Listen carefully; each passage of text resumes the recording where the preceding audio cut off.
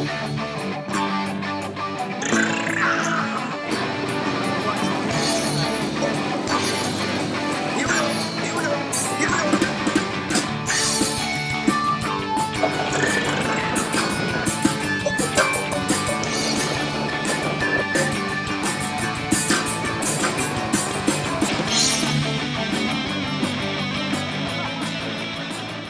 right, everybody. Welcome back to On the Roof. Today we have a guest. If you're football fans, it's football holiday time. I have a guest, Patrick Godfrey. Well, first of all, welcome, Pat. Thank you. This guy's story is too good to be true. It's one of the most amazing stories I've ever heard. And I want to get right into it with you because, let's just go for it. Sounds good. Yeah, don't embellish too much. I'm not quite Rudy Rudiger, but, I've got pretty good story. What? Forget that. I don't think that your story even compares to that. I just think because it's a different story altogether. Yeah, I think so. But let's talk about, all right, you're from Long Island, right? And you played high school football? Yeah, at Harbor Fields High School. Did you play football before high school? Yeah. So my dad is a JV football coach growing up. So basically, I was kind of born into football. Right. I've always loved football. And came up through St. Pat's Little League and Huntington and all the way up through Harbor Fields varsity. Right. So it was kind of hard growing up though, because I was such a big football fan. I loved the Giants. With the Giants training camp every year. I loved college football. I watched Notre Dame every week on Saturdays.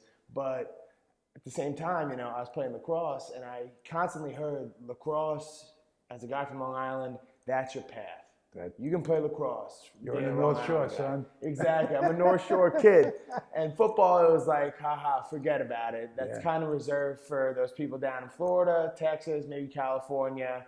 We don't really make football players up here. So just have fun, and then you'll eventually go on and maybe play lacrosse.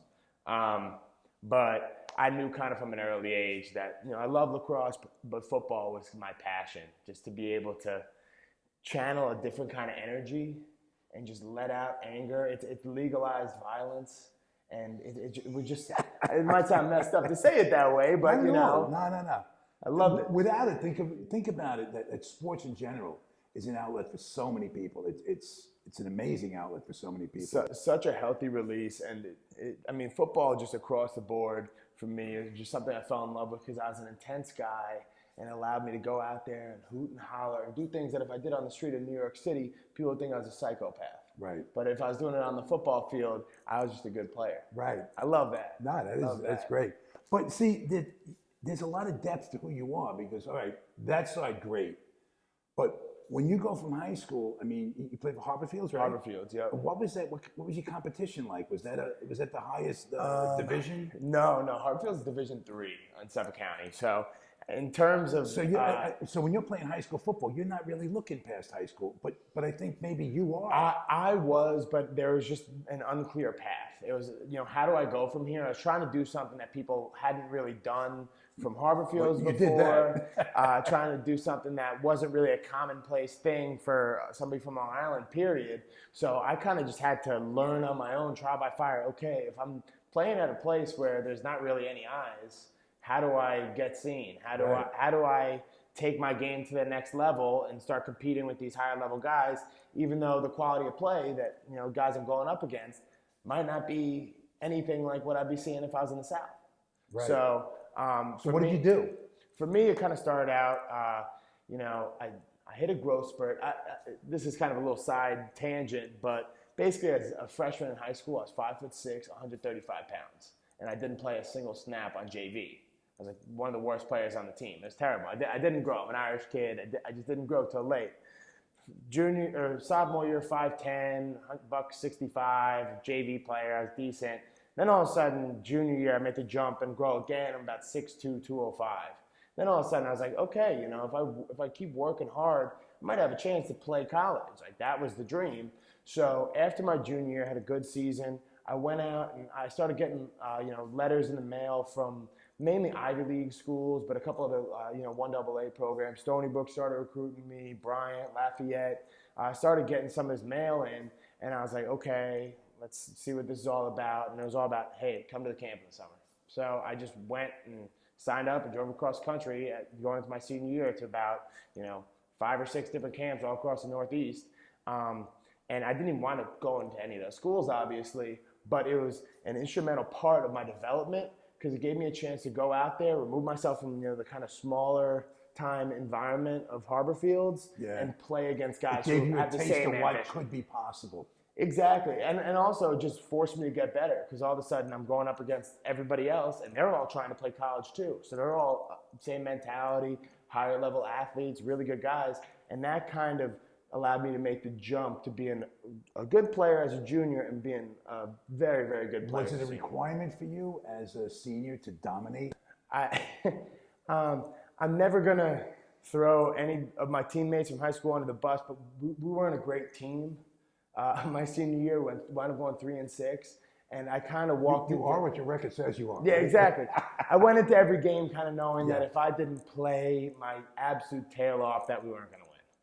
So it was kind of like, if we're gonna win, I'm probably gonna have to bring home a dozen tackles and a dozen pancake blocks. And you played what position? I played guard in high school and I played defensive end, and then I was also the long snapper. So I was only off the field for kickoff. You're on the field every time. I would need like an IV after games. Yeah. So when guys are coming to recruit, I mean, first of all, a lot of big programs aren't coming to a Division III high school, right? In New York, especially. Yeah. Right, and because you're being lumped into your competition. Yeah. So you're up against it right there, right? Pretty much. So what happens during your senior year? During my senior year, I kind of go through the whole recruiting process of the Ivies. At first, it was Ivy League. I was kind of dead set on it, and I kept telling my parents, that was something that we kind of knew was it was a good move. I could use football to get in, then great. But I said to my parents, listen, if this doesn't work out, I'm going and I'm shooting big. Because my real dream since I was a little boy is not to play in front of 5,000 people on Saturday. It's 80,000. So I was like, if none of this works out, I want to apply to a bunch of big schools, get in as a student, and walk on somewhere and go prove that I could do it. Because that was what I really dreamt of doing. Yeah. So somewhere around January, February, for whatever reason, I mean, the Ivy League made a mistake and passed on me, and I use that as motivation, and I just decided to flip the switch. And I'd gotten into Clemson academically, gotten some good money, and I said, hey, I'm going there. Slow down. You're going fast. All right. Because no, you didn't just find yourself at Clemson. Yeah. Okay, that's like a major part of the story. As stories have arcs, it's a major arc, okay? But most people, I would think, would be distracted by the possibility of getting in an Ivy League school. Obviously, academically, you're good. Yeah. Right? So you're I was on par with that. Right. With those schools. So that's the meal ticket right there. So as soon as you can have this dream, but this thing, it's like a temptation to squander your dream. Yeah. And it just didn't play out that way, or? Going into like the winter of my senior year, it started to heat up at a couple schools, and the schools mainly I was talking to are Cornell and Dartmouth. Now, in hindsight, I would have been great players there, but for whatever reason, Cornell, kind of a frustrating story. I wound up getting the flu before I went up on my official visit to Cornell, right before signing day. They said they wanted to offer me. They said they just wanted to meet me, show me around and make sure everything was good. You're ready to go sign up. Yeah, so I'm about 250 the week prior when I'm talking to them. I get the flu. I missed the whole week of school. I dropped down to 238. And I show up at Cornell, and they look at me. They're like, you look light. You look smaller than what we thought you were going to be. And I was like, hey, I got the flu. Just step on the scale. I weighed 238, and they said, sorry, not what we're looking for, and sent me on my way. That's something that I still keep with me a little bit. I never forgot about that. Mm-hmm. Yeah. And that was a really hard thing. Now, a week later, I get a call from Dartmouth, and they say, hey, listen, we really want you. At the time, I had a couple outstanding offers from Bryant, Stony Brook, a couple of 1AA schools, but I wasn't ever entertaining those too hard because to me it was either going to be Ivy or Baylor. How many pros are there in the NFL from Stony Brook or Bryant? Combined? Probably none. I don't know. So that wasn't really what I was looking for. So Dartmouth gives me a call. And I'm like, great, Dartmouth, it's perfect. I go, they're like, hey, we want you this weekend. Come up here as soon as possible. Signing day's on Tuesday. please come visit. So I get up there, and they're like, hey, listen, Pat, we really like you. We want to offer you, but right now we got 2 outstanding offers and 2 spots left. Now, one of those guys is visiting Air Force right now, and the other is visiting Navy. If either of those guys go to one of those schools, you're in. You're the next guy. Great. How does that sit with you? Listen, I, at this point in the recruiting process, was so used to being kind of dumped on because of where I came from, maybe being 6'3" instead of being 6'4", 6'5", being 250 instead of being 275, 280. I was just, hey, you give me a shot. I just knew that if they let me through the door, I'd kick ass the rest of my time there. So I left thinking that I was going to go to Dartmouth. And I check online the next day, boom, announced commitments from the 2 guys who had both been visiting those other schools. So at that point, we kind of had a game plan. It was like, all right, we're going to go big. We're going to go big. And Clemson, I applied to maybe. When you say we, that's you and your folks? Yeah, I talked to my folks through all this. My dad has always been my biggest advocate. Like I said, he's a former football coach, and my dad has really, my whole life, been kind of an advantage for me athletically because he's had the coach's perspective that he can bring to me and feed to me. Hey, I noticed you're doing this, or even through the whole recruiting process, it was kind of a partnership, us trying to figure out what my way through the door was going to be. So we kind of stepped back, reevaluated, and said, hey, like let's see which one of these big time schools we're gonna go with. So I've gotten into a few: Miami, Georgia, Clemson. So you put together a reel and you sent it to these schools ahead of time, or what do you do? So basically, at this point, I go and I send out my highlight tape to all these schools because I'm like, okay, now it's getting real. Let's see if any of these schools can give me a shot. Clemson was the only school that responded. Really? Clemson's the only school that responded. Okay, so your senior year, Clemson was what, 10? Did they finish 10? Yeah, number 10 to 12 in the country. Right. Which was, they're in the mix. Yeah. Almost. They're still a big-time program. No, big-time. Not where they're at now. Right. I mean, again, we'll get there, but they were, 10 was, say it's 10, is that probably as high as they ever were? Yeah, right around there. Right? Maybe they so jumped up to 7 or 8 it's at great, one point. but Dabo's kind of still new. Yeah. And the program's got a bullet going up. But it was, from my perspective, a big-time, great opportunity. No doubt. But, if you're a 5-star recruit with every offer in the country, you're probably not going to Clemson at that point. At that point, right. At that point. Right. So I reach out to these schools. Believe it or not, I actually reached out to about 75 schools at the Division I level because I didn't know if any of these schools were going to get back to me. You don't know which one's going to bite. And of the 75 schools, and I'm talking not just email, I'm talking emailing every single person on staff. Every single, 15 to 20 emails. Took me tons and half measures. There's tons of hours. No half measures in your game. Oh my gosh, yeah. The only person that responded to me from that level of football was Clemson. It was our director of football ops, and he said to me, "Hey Pat," he's like, "Well, we're kind of wrapped up as far as our roster goes going into this year, but if you want to come in as a student and try out, there's a chance that we could have a spot for you." How does that work? So, because you accepted that, right? You said, I'm going to give that a shot. When I heard that, I said, that's all I need to hear. I'm on my way. When I heard there's a chance in the door, I was going to bust it down. So you're saying there's a chance. Exactly. Okay, so now, do you have to pay? Or are you eligible for any kind of academic money? Or how does that go? Yeah, so I've been, one of the underlying reasons why Clemson was always at the forefront of the list. I never realized how great of an academic school that is. Really good academic school. And then on top of it, they had given me their max out-of-state scholarship. And then on top of that, I had 53 AP credits coming out of high school. Most schools cap it at 30, which is about a year of college. Clemson had no cap. They said, we'll take everything. So I actually walked into Clemson almost a junior. So I know, again, there's so much of your story that I'm fascinated with it. Because just because of where you are right now and how you handle it, you're kind of nonchalant about it. But I think it's remarkable. Thank you. Yeah, it is. So that was a big factor. It's Clemson, I can go there, and it was, in my eyes, a little bit less risk. Because, hey, if I go there and I try out for the team and I don't make it, I can go there for 2 years, try out the whole time. If I don't make it, I'll go transfer somewhere else and where I can. Right. So that was kind of an underlying little consideration. But yeah, all that kind of fell together, and it was all right, Clemson. Which, in the eyes of all my high school coaches, everybody in my community, it was a farce. Yeah. It kind of like hurt my feelings a little bit, but in hindsight, I just understand that they had no idea of, or no point of reference You know to what, think man? that was possible. The NFL, the National Football League Hall of Fame, it's full with these stories. It's the guy that's never going to make it and refuses to be denied.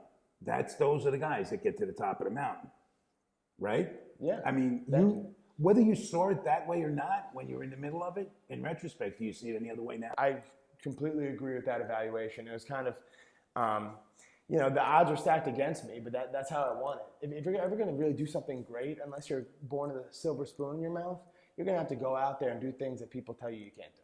When you get to Clemson now, you meet Dabo?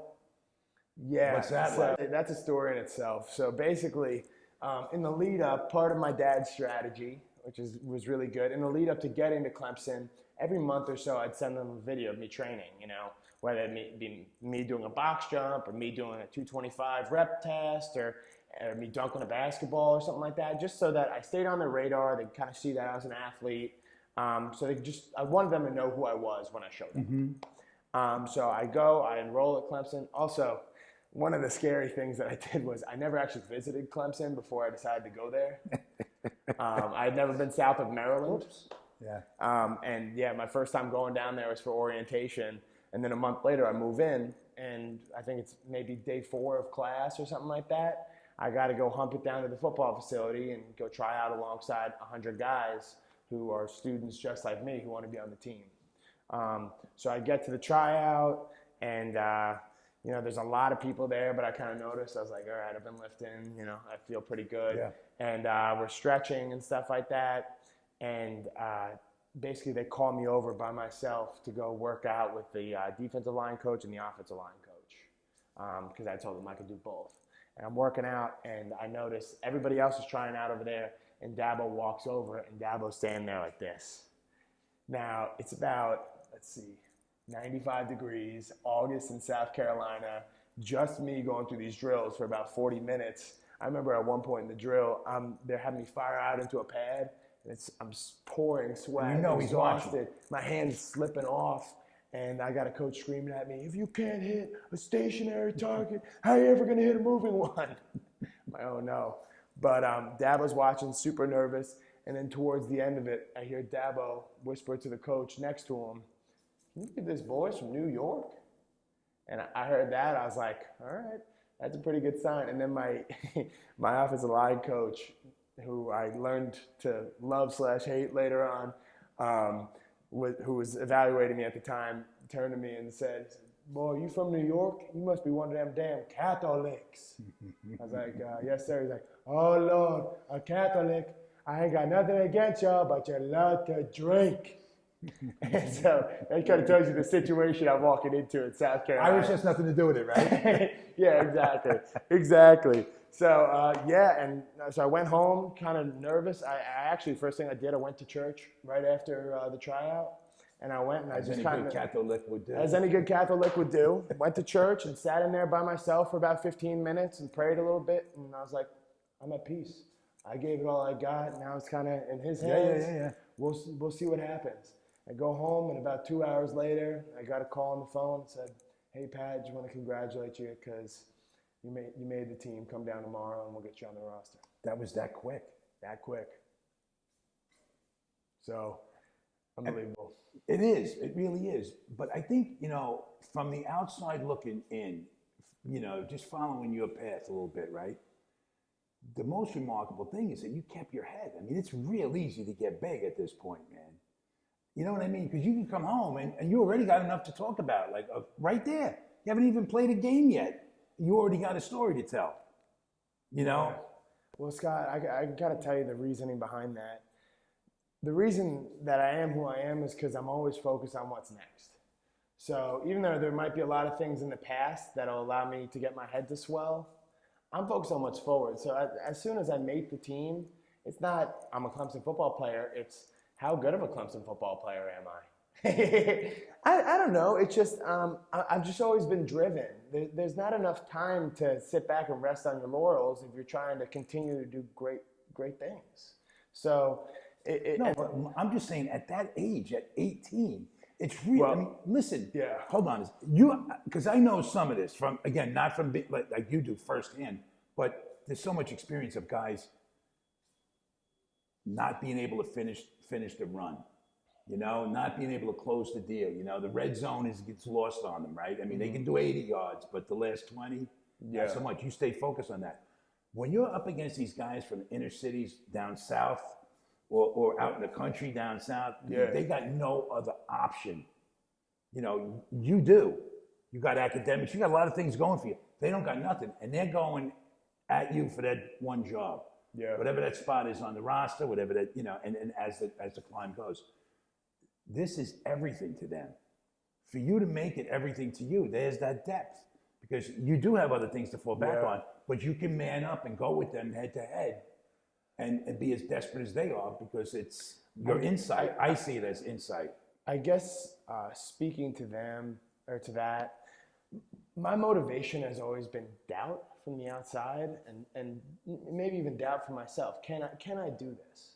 So that was really driving me. I had heard enough of, you can't do this dream that you've had since you're a little kid, you're not going to be good enough, that I don't care if they don't have any other options. As far as I was concerned, this was priority number one. This is what I was, at this point in my life, put here to do, and I'm going to do whatever it takes to get it done, or I'm going to die trying. Because once I set a goal, I'm going to make it happen, whether it's easy or not.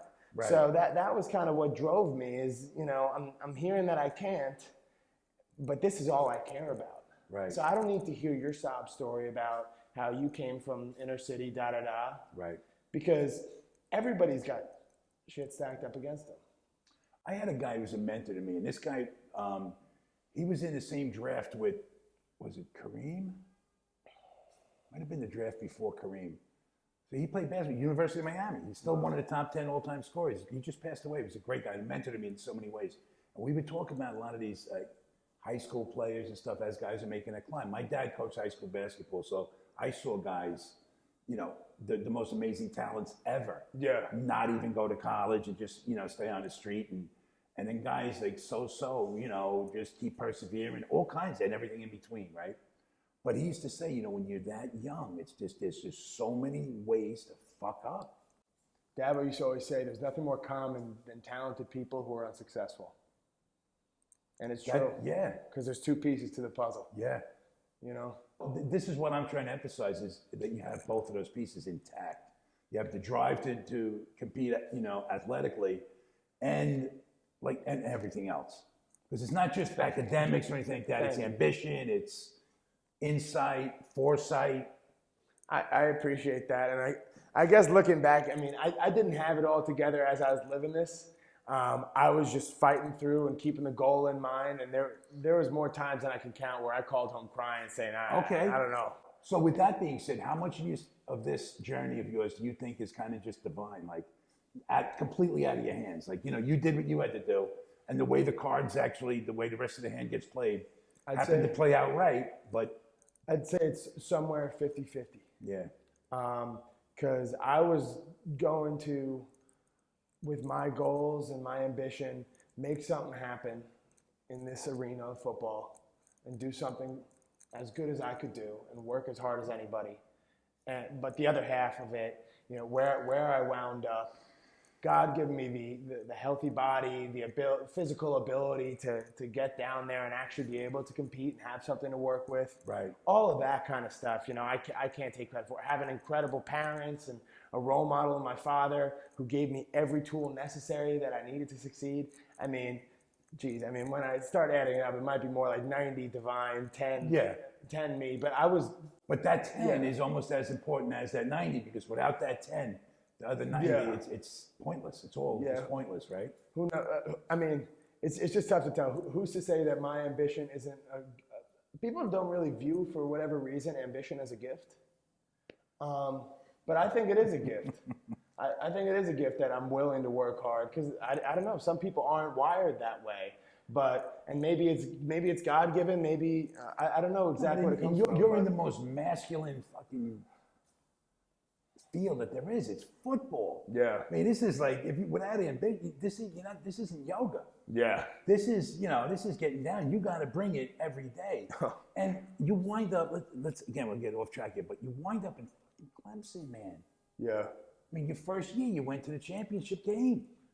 You're part of that. It's got to be like, you're in the middle of it, but you're in the middle of it, right? Do you get, during that run, are you able to like really absorb the magnitude of what that is? Yeah, that was kind of a hurdle too, because when I got in there was definitely some doubt as to, because I realized pretty quickly my team went to national championship my freshman year. This is big boy football, but I figured out after about a week and a half, I pulled on Shaq Lawson, who's starting DN for the Bills, and I kicked him out and did a good job. And I was like, all right, if that guy's an All-American, I could block him. I might be able to do something here. Yeah. But no, it's amazing how quickly your mind and everything gets adjusted to whatever your environment is. So all of a sudden, the first 2 weeks, I'm walking around, oh my God, this is amazing. Division I football. First couple times getting to stand on the sideline, losing my mind. My childhood dream come true. But then before you know it, it's just, all right, like what's next? What's from here? We lose the national championship. All right, like, geez, we got to win it now. Come on. What's up next? You lose the championship game, but there's still a target on your back too now. Oh yeah. Well, that was one of the coolest things about my freshman year. So my freshman year was kind of 2015, when Clemson made that leap from being a team that was kind of knocking a little bit on being in the national conversation. I jumped up maybe as high as 7 or 8, and usually somewhere between 10 and 15. But then all of a sudden, my freshman year, we go undefeated during the regular season, and we're the #1 team in the country for the first time since 1981 from October on. And then, that was kind of cool walking around campus, #1 team in the country, pep in your step with that title. But it was really cool just watching the school just unbelievably overwhelmed, because nobody who had gone to Clemson knew or expected us to be where we got to.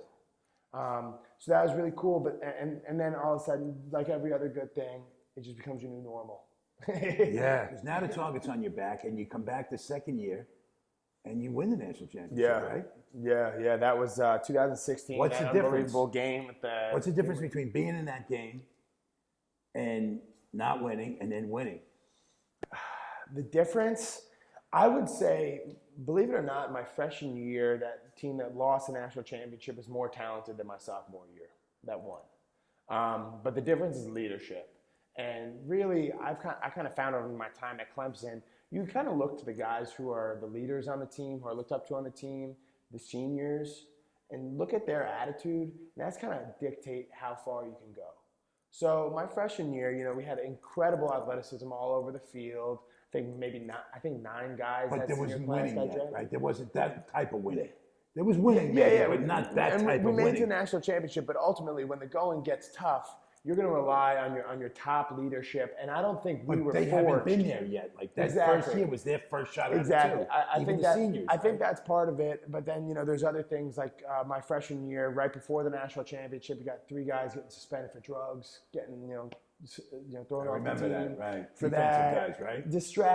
Distractions, and we had a great core, great athleticism all over the place, and I'm still 95% of the team was great guys, but we still had a few guys who were dissidents, who were kind of breaking the rules here and there, getting by. And when you get up to that rare air, any little thing matters. Yeah. Any little, guy in the corner of the locker room chirping a little bit against what everybody else is doing, that when you're playing Alabama, that might cost you the game. That's a good point, man. So then the next year, we kind of came back, and not only did we have the confidence, the pep in our step that we had been there before, and we knew that we had what it takes. And it's time to win this fucking thing. Yeah, it's time to freaking win. Going home empty. Exactly. Right. Time to freaking win was our mentality. But also, let me just interject, by the way, that first game, you very easily could have walked away with the trophy, too. Yeah. There was a couple of very questionable calls. Yeah, 45-40. That was really tough, because I walked off the field, and it had been Clemson's first national title game since 1981, and we lose in heartbreaking fashion. I walked off the field, draped in Alabama confetti, and I was like, damn, I don't know if I'm ever going to go back to this. I don't know if this ever happened again. Yeah. You're never guaranteed anything. Nothing, right. Anything. So the fact that we, went on to continue to succeed, that's Who a was your testament to quarterback everything the we have second going. year? Watson, both years, Deshaun Watson. He won both of them. Well, he brought us to the first national championship and lost, and then the following year came back and won. Oh, that's right. Trevor was the one who won. Yeah, the second national championship win was Trevor Lawrence.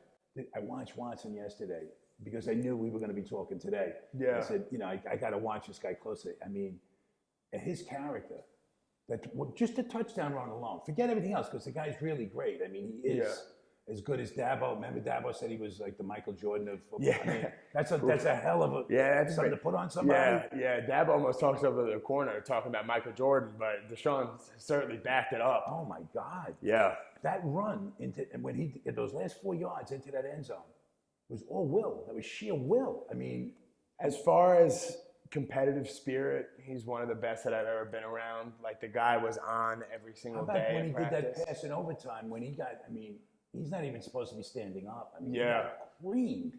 He's a tough dude, and Deshaun's different than a lot of leaders that you'll be around. Everybody thinks leadership; they think vocal. Deshaun is more of just a quiet confidence, and he leads more so by example. Like, every day he was out there later than everyone else in the practice field. He brought it every day, and you just when you're a teammate, and you look into a guy like Deshaun's eyes and just see, let's do this. I'm ready to go. He's locked and loaded. Yeah, we're ready to go. That's a vibe and energy. That's in that exactly. It's a silent confidence that he brings to the table, and I think that's why he's affected so much positive change in Houston, just like he did at Clemson. Because when a guy like that comes into your locker room and he's got that confidence and he's got the play to back it up, it's infectious. Yeah. So I'm not surprised at all to see him succeeding. I think we're just kind of scratching the surface of what he's doing, and that hasn't even got me started on what Trevor Lawrence might do someday in the league too. Yeah, that kid's impressive. As special as I think has ever and existed. more of a pocket guy too. Like, I mean, Deshaun's got a hell of an arm. Yeah. But I mean, this kid just seems like that pocket guy. He can run and do all that other stuff. Yeah. But just staying in the pocket, he's got a. This might sound crazy. Trevor Lawrence graduated high school early and enrolled as in January when he should have been a senior in high school, so he could go through spring practice with us. And I remember the first day of spring practice, Trevor rolls out to his right, being chased, and turns it and throws the ball across field about 60 yards on a dime to a guy in stride. Deshaun's a great player. I never saw Deshaun make plays like that. I turned to the person next to me. I was like, whoa, what? This guy's. There's a difference though, but like what Deshaun does, like you said, his different kind of leadership though. Yeah. That's what the game is you never know what you're going to get. It's that alchemy that this is what is one of the amazing things that I see, again, from the outside looking at Clemson, right? Is the leadership from the coaching down. First of all, how much is it due to the academic standards that the school has to begin with? That everybody on that team has to be able to maintain a certain academic. So you're not bringing in, I mean. Yeah. There's certain guys that just can't get in. We don't recruit everybody. Right. That's one of the reasons I think that we've been so successful. It's because instead of taking a blanket approach of every guy who's highly regarded in the country, we're going to go after him and we want him. Because you're going to get that kind of corner in the locker room that way. Exactly. You're going to have a few of them. Dabo and his staff take it to that next level of what kind of character does he bring to the table? Yeah. Because we want to make sure that he's a character fit before he's a talent fit. Because bad character can poison a team a lot quicker than a subpar athlete could ever hurt a team. In your college experience, did you have anybody that came in with bad character and turned around? Yeah, I could say that there's definitely been a few guys. It's magical to watch because basically a guy's first 6 months in the program, you can kind of tell whether or not he's going to make it or he's not. Because when you're dealing with these high school kids, or a lot of them highly regarded recruits, they walk in, they've got egos the size of the moon. They've been told that they're the best thing on earth since sliced bread for the past 5 years, and then they walk in and they're in our environment. They're all of a sudden thrown into our culture, and that don't fly. Me guys don't fly at Clemson. So I've seen guys come in with the big ego, and all of a sudden, after about 6 months, just naturally by virtue of being in the locker room, all of a sudden are falling into line and are going to class all the time, on time, making sure they're on time for everything that they do, running through the line, and carrying themselves as a good person. That is a good thing to see, right? And then there's been a few other guys where I looked and, they're sophomores now and they're still showing up late. They're still mouthing off at their coach sometimes. And those guys, they just don't make it. As a player on that team, are you guys privy to, like sometimes a coaching decision they got to let go of a highly recruited guy that they really penciled in for big things, and they go, I don't know, has this ever happened in your program? So I'm asking. They have to go, I got to cut strings here because they got to see that this doesn't go. You see, the thing is, it wasn't as much formal of just pushing them out of the program. It just happened organically. Those guys who weren't fits could look around and tell, and they would just opt to transfer. And at that point, that means the whole system's intact. The whole system's intact, and that's why we've been so successful. Is because Dabo guards that culture with his life. He's not an X's and O's guy like probably most of the people you see on the sidelines. He knows the X's and O's, but that's not the reason that he's Dabo Swinney. He's a culture guy. He could be just as successful at a Fortune 500 company running culture and running a company as he could with a football team, because for him, it's all about getting everybody on the same page, getting the kind of people with character in the building that you need, surrounding himself with talent from a coaching perspective. And it's a really delicate thing to build. A lot of people try to do it, but the reason that Dabo Swinney is so special is because he can actually get these 100 guys. There's no compromise, right? Dabo kind of understands you gotta be tough on the 5-star recruit, just like you are the random walk-on. Yeah. Because when people see inconsistencies, all of a sudden stuff starts sliding, and then all of a sudden your culture deteriorates. So he guards it with his life, and I mean, to the point where we would be exhausted of hearing about it. The same kind of core principles that we bring up every day: family, work ethic, prepare like a champion. He's got all these million slogans, all in, that we hear nonstop. But it works. Why do they work? Because you told me earlier when you first came in today, I said, put your ring out there. Look at that. Look at that, man. That's impressive, right? I said, you got 2 of them, right? You go, no, I got 9. I mean, that's why it works. Yeah. You can't argue with 9 rings. I mean, right? No, you can't argue with the results. Right. You can't. And once people, it's one thing to establish culture, but it's another thing to establish culture and win. And once you're winning, it gets a lot easier because people see the fruits of the labor. What's the greatest? Is there one the greatest thing that you learned just from Dabo?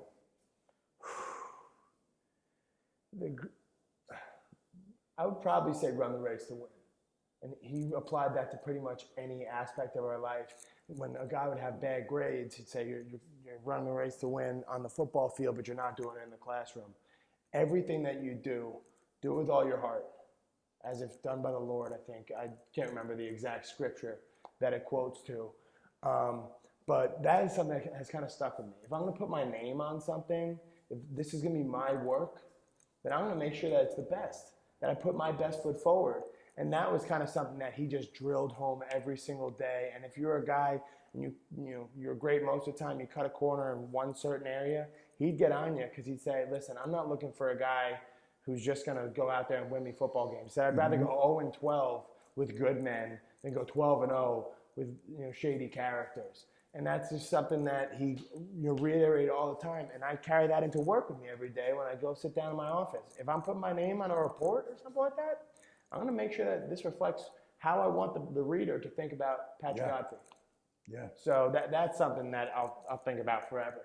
Do you think that your 4-year run, is there a better run? I mean, you actually beat Alabama twice. And even the loss, I got to say, not to be, I'm not really objective here though, but it was tight. It was tight, man. It was tight. So even with the 3-game matchup there, you beat them. Well, they're actually, the only team that we could compete. We played them 4 times. Lost in the Sugar Bowl my junior year, which is tough. So I finished 2-2, but you won 2 championships out of that. 2 championships. And the other 2, they won 1 championship, right? They won 2 also during the same time. So that when you lost it's them almost in the a semis, dead heat between my senior class at Clemson and Alabama's class.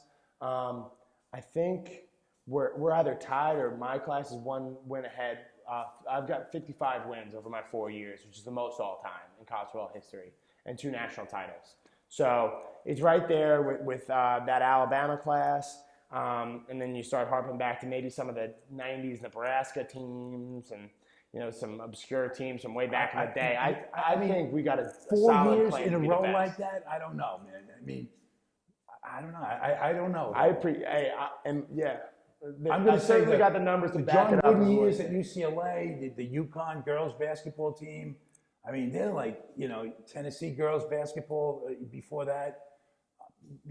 Duke, Miami in even the 80s, Duke, yeah. Duke had 4 Final Four teams, I think, Yeah. Early and With that Christian Leitner, Leitner, Yeah. I think they might have made all 4 of the. I don't even know, but in all college sports, this is one of the runs of glory when you think about it. I mean, you're in that conversation. Now that's something right? that I really got to pinch myself every time it gets brought up, because it just doesn't seem real that I'd be one of the fortunate, 30 guys to be in one of the greatest classes of all time. We have the record still. It just got tied by my team this year, the seniors a year below me.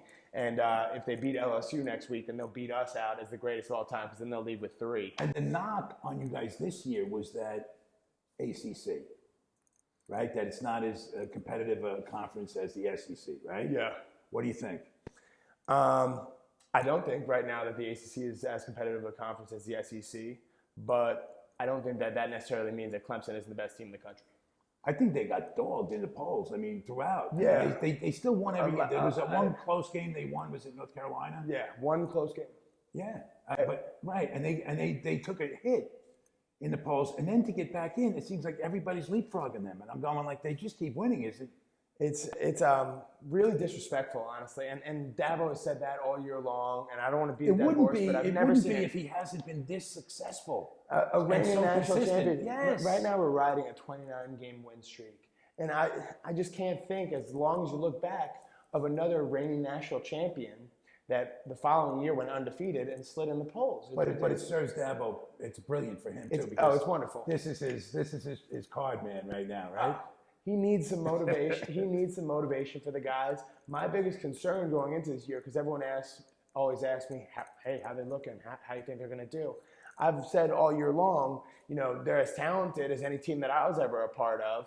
It's just whether or not they'll be motivated, because, if they're resting on their laurels, coming off a 28-point national championship win last year, then they're not going to win it all. But if they find something to keep them going and keep them hungry, you have to have an insatiable hunger to really win at that level. Yeah. If they can find that, which I think this year was the polls, then they're in it. And here we are, sitting about a week out and playing LSU next week. Who knows what's going to happen? But is Lawrence the clear leader of that team? I think so. I mean, it's tough to say, because basically on the structure of a football team, you got so many position groups. It's a big team that each segment has their leader. That they go to. The offensive line every year has a leader or two that you kind of go to. But I think if you're just going to take it all encompassing, the guy that people are going to be looking to, it's Trevor, and that's just kind of his personality. He was never shy from that. He walked in as an 18-year-old and walked into a huddle with me, and I looked in his eyes and he called out a play to us, and I was like, all right, this kid's not fazed whatsoever by doing this and by leading us. And he's only grown since then, so he's one of the best leaders in the country. But yeah, it's such a team effort. Well, even win or lose next Monday, right? That kid's going to go into next year as a Heisman favorite, right? Fair. He's got a lot riding next year. Yeah. On producing. I think he's first overall draft pick in 21.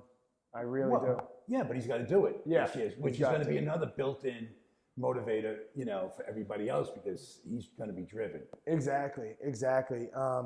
Trevor is a special guy, and I wouldn't talk, about just anybody like this, but he's the real deal. When you talk about a guy who's a superstar, who doesn't have the ego behind it, and who really just is a man of God, that's Trevor. I feel lucky. I consider him a good friend. He texted me about my engagement a couple weeks ago. But just a really good guy, and I couldn't think of a better person to build an NFL organization around. So bank on it. Where is he from? He's going to be something special. He's from Cartersville, Georgia, which is a suburb outside of Atlanta. How did they get him? I think he was sold on the vision.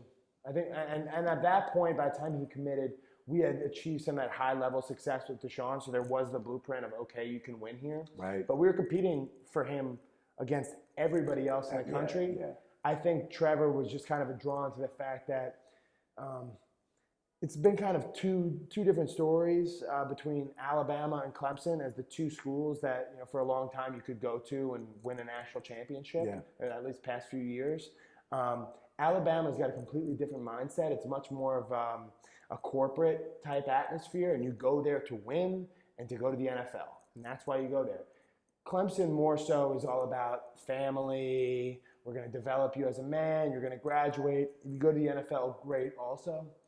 And I think the kind of guys who have the character set that we want to be bringing in are going to be drawn to our pitch more so than maybe what Nick Saban could say over at Alabama of, I'm going to put you in the league. Because they know, I'd rather have brothers, family, and become a better man. That's short-lived too. I mean, because, something happens in that recruiting deal too. Like, look at Calipari with Kentucky basketball. I mean, he was putting 4 or 5 in the league every year. Yeah, but it doesn't always translate. It can't last. Exactly. I mean, it can't last. And but what can endure is the kind of character and the kind of men that you're churning out. Yeah. So I think obviously at Clemson we want to win football games just as bad as Alabama does. But there's just a sentiment that we can do it by cultivating family, by loving everyone, by bringing everyone in, by taking care of school and prioritizing that. We prioritize that above winning. The winning will follow. That's something that Dabo always said. If we take care of everything that we're asked to do, the winning is just a side effect. His main hook is like spirituality on some level. Yeah. Like a real depth there. Yeah. Like it's legitimate. Yeah. It's legitimate. I think that there are people out there who, when a camera's in their face, like to talk about God. I can tell you from listening to Dabo Swinney's voice, probably more so than my girlfriend or my parents or anybody over the past 4 years, it's legitimate, it's authentic. He believes that he was put on this earth not only to just win football games, but to have a platform to talk to 100-something 18 to 22-year-olds every single day and help them transition from a teenager, a kid, to a man, but not just a man of God. That's a special thing. I mean, that's a real special gift. But let's switch gears here for a minute now, because where you are at in life now, that you graduated from school, right, with a master's degree, what, in 3 years or something like that? Yeah. I got the undergrad in 2 and then another 2 for the MBA. So it's 4 years. 4 years. You total. got your master's. Yeah.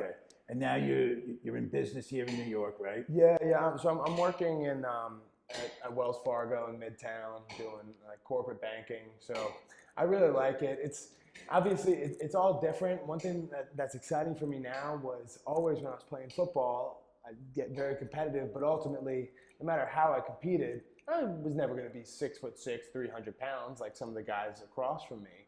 But in the business world, the cap is really just how hard you're willing to work.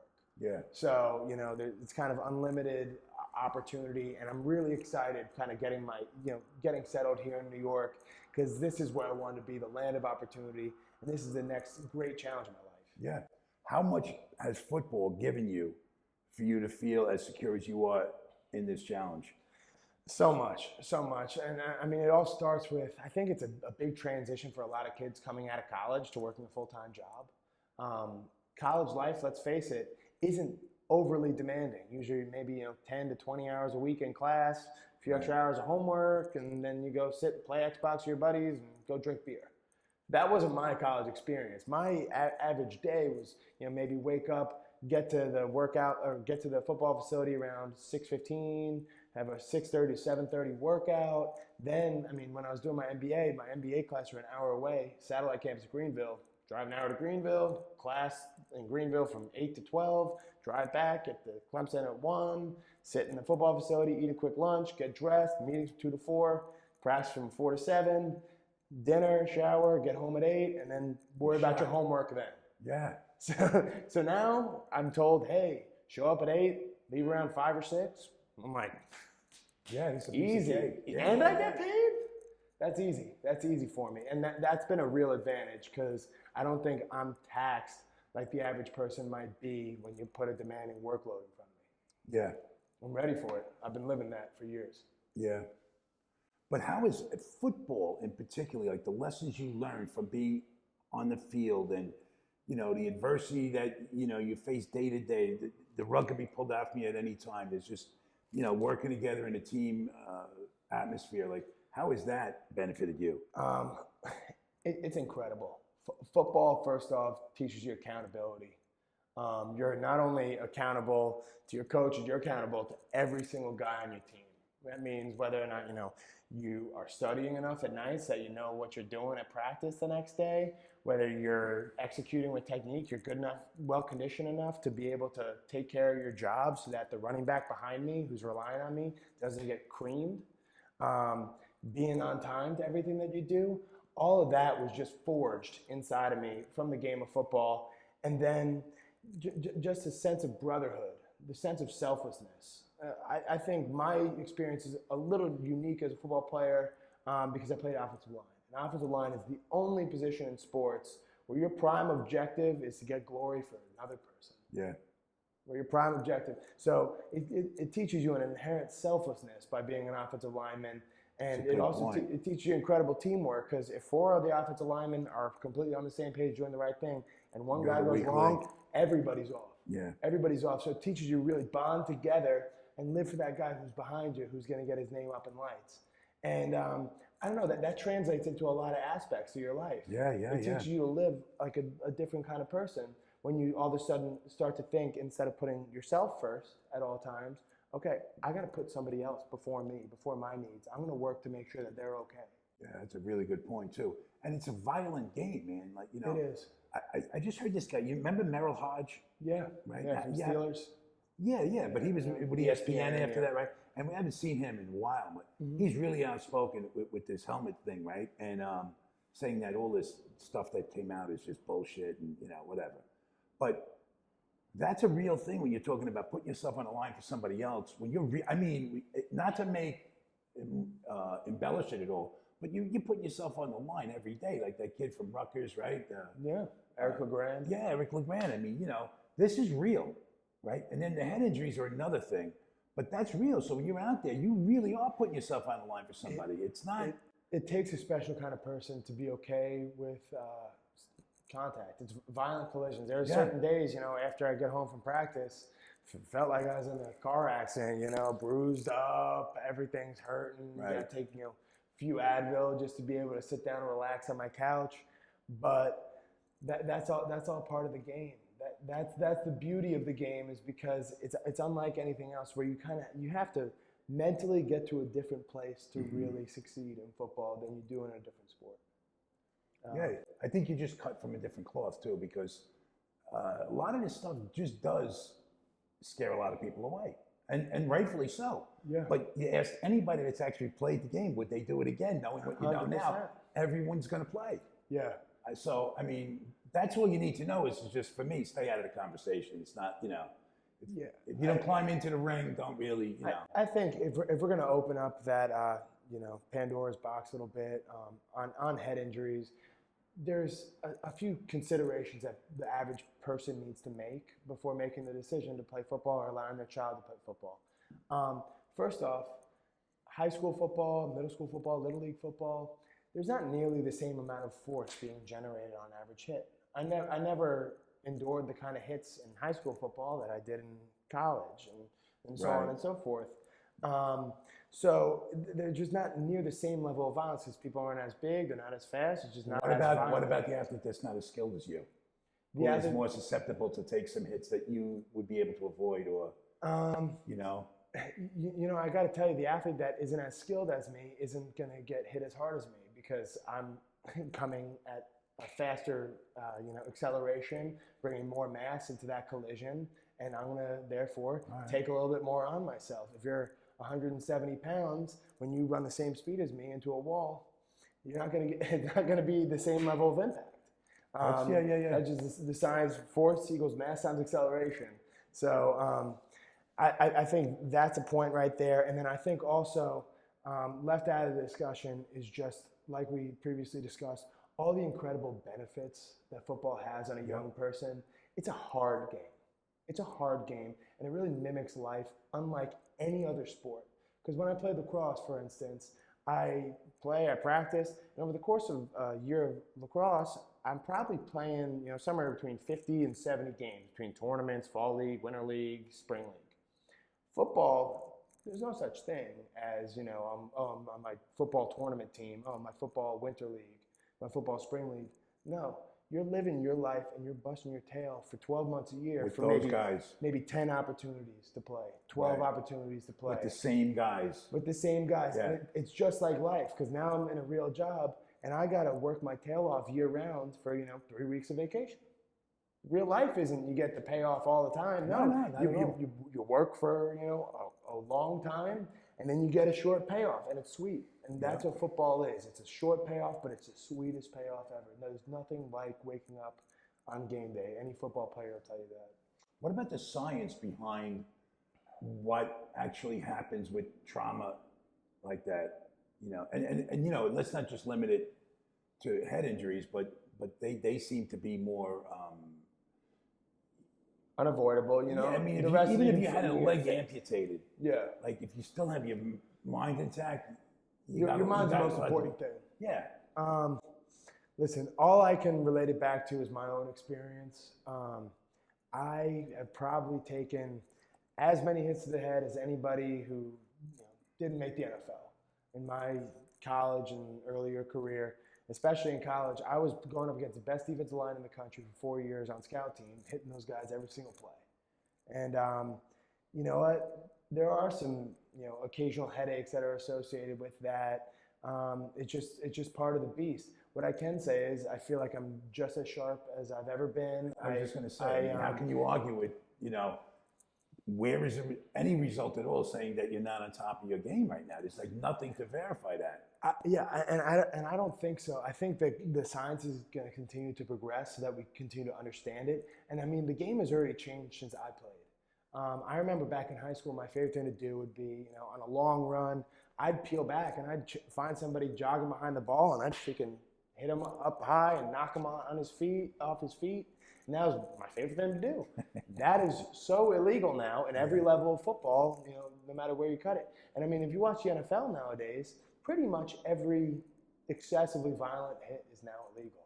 So I think the game is going to be forced to adapt because of this and become a game that's just a lot safer for everybody. But playing in the game that I grew up playing, which is a little bit more violent, I still wouldn't change a thing. And I can still tell you I'm in one piece. Mentally, I'm good to go, and I'm going to make sure to stay on top of this, though, and stay on top of the science that I can make sure that I'm good for life. But the counter argument to that is that sometimes people have to prevent you from you. Yeah. Right? Right? Mm-hmm. Do you subscribe, or how are you with that? What's your take on that?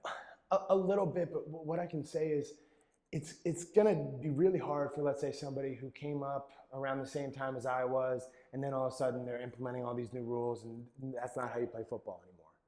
That's a hard pill to swallow for somebody like me. But in the grassroots, Pop Warner leagues and kids coming up nowadays, they're not taught to think the same way as they might have at my age to think about the game of football and how you play it. So it's just going to inherently adapt and continue to grow safer and safer and safer. Is that a good thing? The amount of research and knowledge that comes into the game. I mean, because there's arguments both ways. I think it's a good thing. To water it down. I think it's a good thing and a bad thing. Yeah. I think it's good because this game is so near and dear to my heart. It's one of the most important things and one of the most influential factors in my entire life. I want to see it thrive for the next 500 years. And unless there's some changes and some of this science was addressed, football wouldn't have been able to go on as it did, and it's changing. The other side of that is football is inherently a violent game. Yeah. There's an assumption of risk that you take when you get on the football field that you might get hurt. And that's one of the things that makes it so beautiful is because there really is a mentality and a mental place that you have to get to know, I'm going to war right now. This might get damaged, but I'm going to go out there and I'm going to do it. And the reason is these guys sitting around me in the locker room. And it's kind of special to be able to bring yourself to that place. I'll never get that feeling again if I'm truly going to war. And it's something I think everybody should experience. Yeah, I agree, but not everybody's all in. Like you're all in. I mean, this is like this was going to be you. Like you weren't given 99%. That's a failure for you. Not everybody has taken it as far as I have. You know, I know tons of guys who love football, really really enjoyed their time playing, who never played a single down after their senior year of high school. Some guys who love football who never made it to that. So everybody can take as much as they want out of the game. Or maybe not as much as they want, because hell, I might like to be playing in Giant Stadium right now, MetLife. But I think everybody has something to get out of the game. And if you're not a guy who lives for the violence, you can play wide receiver, you can play kicker, you can play punter. There's a lot of different positions that you can play where the game is not nearly the same kind of deal as what I lived through. Yeah. But I think for everybody, there still is that sense of we're coming together, us against them, going to war. It's modern war. It's great. Is there a letdown, like when you left school, like, you're not going to play football anymore? I mean, is there a void that, obviously there's a void, right? But is it, how do you replace that? How do I cope with that? When I left school, left football, it took me a little bit, but I kind of figured it out pretty quick. My life is never going to have the same crazy highs, but never going to have the same lows. Because what doesn't get discussed in an interview like this is, all those times where I was living and dying by where I was on the depth chart, and all of a sudden, playing a little bit, and then you mess up a snap or something in practice, get screamed at, get bumped down, call home. I don't know if I could do this anymore. That stuff I'm never going to miss. I lived and I died with every single day. And that was a really, really hard way to live. But I'm not going to get the same highs. How do I replace that? It's hard. There's not necessarily one correct answer for what is going to fill that void. What I can tell you is for that person that thrived in the intensity of the environment, I've replaced football with lifting weights. I'm a bodybuilder now. It's something I'm passionate about, and at least it gives me an hour a day where I can put on headphones, loud music, get angry a little bit. Is that meditation for you? It's so therapeutic. It's so therapeutic. My family thinks I'm crazy because I'll inconvenience everyone's plans and be like, sorry, I got to get to the gym real quick. And for me, it's nothing more than I need that release, and that's something that I learned from football, the compartmentalization. And I don't want to sound like a crazy person. I'm a very nice guy for about 23 hours a day. But for an hour or so, I like to get in the zone, and I like to be a little bit aggressive. Well, and see, there's nothing wrong with that. That's why I think like the sport of football is that it serves a great purpose like that. We talked about it earlier. But you got to get rid of that. You got to be able to release that kind of adrenaline that once, like, if you've never been to the top of the mountain, it's just rhetoric. But you've been there, man. It's a whole nother level. And you can't just act like you haven't been there. It's like becoming a butterfly. You ain't going to be a caterpillar no more. That's it, right? So things have changed. Life is different, and I'm sure to some extent I'll be chasing that, dragon, whatever you want to call it, that incredible feeling. But it doesn't have to look the same anymore. Right. That incredible feeling might come like a couple weeks ago. I got engaged to my girlfriend, now fiance. Congratulations too, by the way. Thank you. That was a moment that I'll put up there with anything that I ever did on the football field. It comes in different forms, but I'll still be able to reach heights. Again, that speaks for your depth, though. Which it's remarkable. To accomplish what, just again, I'm just saying this, not to blow you up and be corny or cheesy or anything. But again, there's just so many opportunities that you were able to see that could be lost on most people. And you didn't just see them, but you took total advantage of them in the right way. Well, I think so much of that is a credit to God, and so much of that is a credit to my family and my support system. And I don't know. I think a lot of this just stems from the way that I'm able to appreciate an opportunity. I wasn't my opportunities haven't necessarily come that easy to me. Obviously not. So Right. when I get there, I have a greater sense of gratitude than maybe somebody who it just came naturally. Because physically, I'm a good athlete, but I don't think I was crafted from the gods to be a Division I football player. I think it was something that, you know, I was given enough, and I worked my tail off That's to right. make myself into that. That's right. So I've had a different kind of appreciation because I've had an abnormal path to get to, you know, some of the things that I've been able to accomplish. Listen, that's why it's an honor for me to have you here, and I've been wanting to do this for a long time. No, it's But such a pleasure. every time we didn't have the chance to connect and do it because you were still in school, it was like, oh, he's going to another championship. I'm finally in the Big Probably Apple. ain't the time, though. I'm happy. I know. I'm good. I know. So really quick, let's wind this up here. What are we looking at Monday night? Next Monday, the game. What's your take on this? Monday night, I think we'll know by halftime what is going to happen in the game. And in my opinion, if it's tight, Clemson's going to win. We have the experience going into it, and Clemson is very, very confident when the game's on the line that we're going to win, because that's what we know and that's who we are. We're bred for those kind of situations. Now, I'm a little bit scared because Joe Burrow has been an incredible player. And What a year, man. Oh my God. It's really hard to say with any degree of confidence that you can definitively stop a guy like that. So who knows? He could run us out of the building, but I've got faith that it's going to be a tight game. I got faith that my Tigers are going to pull it out. What about Trevor running them out of the building? Trevor has the ability to step up and play better than anybody playing on Saturdays or Sundays, in my opinion. And I think he will be fantastic on Monday night. It's just a matter of what he's got going on around him, how everybody's responding to the moment. Trevor's one guy, but I don't know. I'm really excited because I think this is a matchup, maybe the greatest quarterback matchup that we're going to see for a long time at the college level, and might be a matchup that you look back on in 10 years and say, wow, those guys played each other in a national championship game. So we shall see. But I got faith in my boy Trevor. He's going to take care of business. I don't want to make any headlines here, but I got a feeling they're all going to get themselves one of these. This is my thing. Believe me, there's no headlines. You got to get people to even see it. That's my problem. Now, listen, Pat, I want to thank you for your time, your generosity, and your insight because, like I said, I've been waiting to do this a long time. But watching your journey is a joy. Thank you. It's, you get it done. And it's just, when good things happen to good people, that's what I want to do. Let you tell your story. I appreciate that. Yeah. Scott, you've been fantastic to me. I don't know what I would have done on Christmas. Would have been sad the past few years without you. But yeah, I'm honored really to be on your program. Yeah.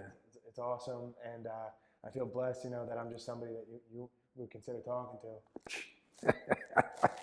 Now, again, I want to say thanks to you, your family, everybody's great, but it's important to me for other people, especially other kids playing high school football, to know what happened to you, because I shouldn't even say that because it didn't happen to you. What you made happen.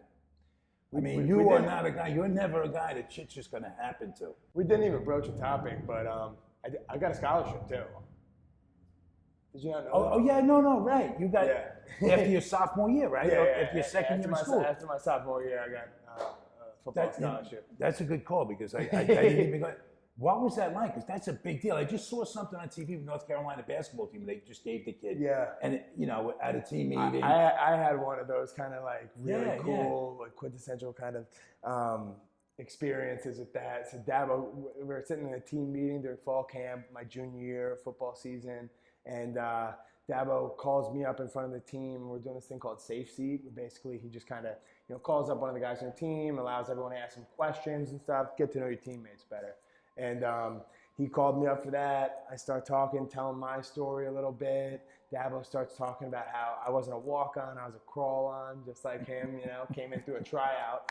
And he blessed me and gave me a scholarship. So that was just a very cool part of the journey as well. Now that you brought that up, though, I did hear that, and Dabo tell that part of it. I saw somebody else, they did an expose on him, and he did crawl on to Alabama. Yeah, right. And he got a scholarship too. Did you guys? I mean, were you like his guy like that? Did he see himself in you? Do you think? I think so. Did you bond that way with him? Definitely the way that he phrased it when I was given my scholarship, he basically just drew all the parallels between my story and his.